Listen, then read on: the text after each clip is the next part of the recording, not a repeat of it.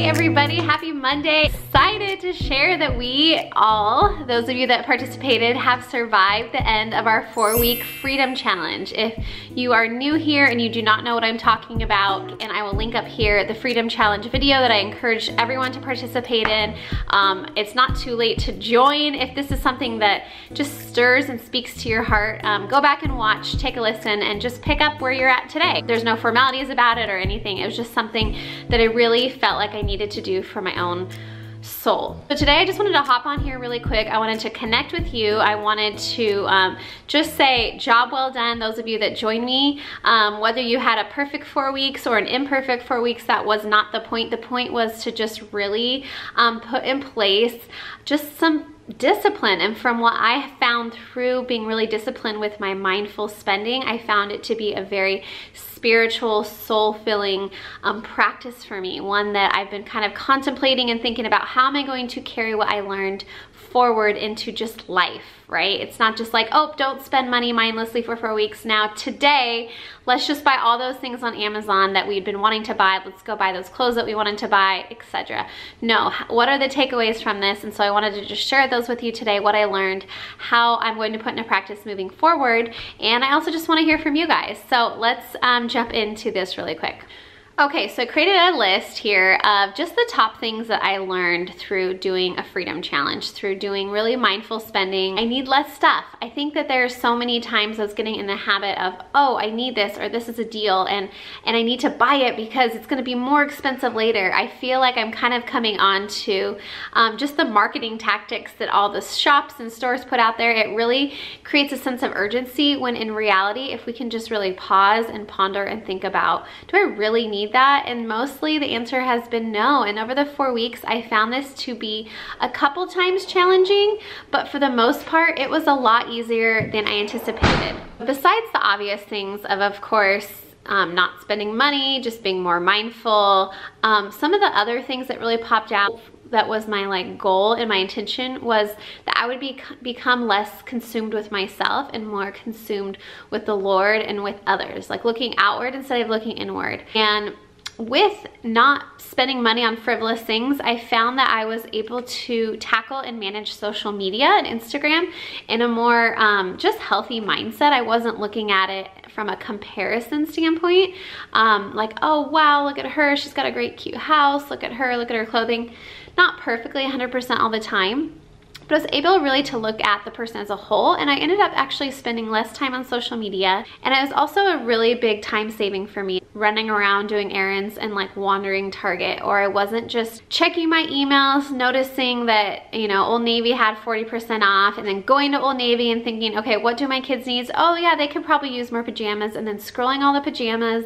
All of this stuff is totally good and totally okay. I'm not saying that it's not, but for me, those 4 weeks, just putting that into practice was such a good discipline of just staying focused on what we have, and then taking the time to just focus on what we have and the stuff here that we don't need, like cleaning out closets and organizing drawers and things like that. I also feel like consumerism and just overspending and buying can lead to that being kind of like a god, like putting so much time, attention, focus, detail. And it was really nice to just have a little bit of freedom from that and a little bit of that stronghold broken, and just focusing on like, who do I serve as like the true Lord? It's not stuff and things. And that was also another really wonderful benefit that came from this challenge. So I feel like having a spiritual discipline is so important in your life. And for me, I realized a lot of times I've put a spiritual discipline and being very disciplined around food. You know, I'm trying to be very mindful about eating. Well, this was the first time I was trying to be really particularly mindful, like strategically set aside time to be mindful with my spending. And I just realized that I think it's so good to have just a spiritual practice of discipline in our lives in general. So moving forward, these are a few things that I thought that I could continue to put into practice. I'm not gonna have such a rigid 4-week plan, but Travis was like, well, how do you continue this? I'm like, forever? He's like, yeah, forever. How can you continue not spending? I'm like, well, you know, I didn't do my hair, I didn't get my nails done, things like that I feel like are good and okay, but I just wanted to challenge myself. But how do we challenge ourselves and then carry that out practically? And so these are a few things that I came up with, steps that I thought would contribute to just a little bit more of a mindful overall lifestyle spending. So I came up with 3 questions when I'm talking about something that I want to buy, whether it be something just menial on Amazon, or if it's a new item for the house or some new clothing, I thought of 3 questions that I need to ask myself before just quickly buying it. Number 1 is ask, do I need this? Number 2 is, can I live without it? And number 3 is, can this wait? And I think can this wait will and should always be yes. And if it's not, then of course those items are necessary. You need to buy them now. So for those Amazon purchases, like put everything in your cart and let it sit there for a few days. Let it sit there for a week. And if at the end of the week you still feel like you've had time to think about it and you really want and need that product, then go get it. Or if you really need like a new pair of jeans or sweater, like make a list of things that you feel like you could really use and take the time to think about it and then shop for the best deals.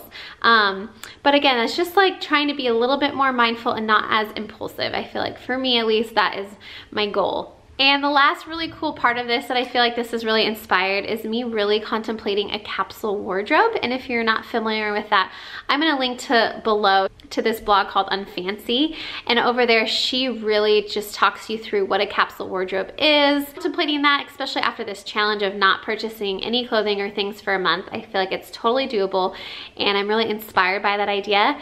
So if you follow me on Instagram, you saw that I've been kind of toying with this idea. A lot of you reached out saying, yes, I do it, I love it, or I've tried it, didn't quite work or whatever. I'd love to hear your thoughts on that. So I'm still wrestling with it if I'm gonna take the leap and try it. So hopefully if I end up doing it, I'll take you along for the journey and it will inspire you to possibly do the same. So that's it. I just wanted to check in really quick with you guys. Let me know below how the last 4 weeks have gone for you, if you're gonna keep this up or modify. I hope you guys have a great week. I'll see you later. Bye.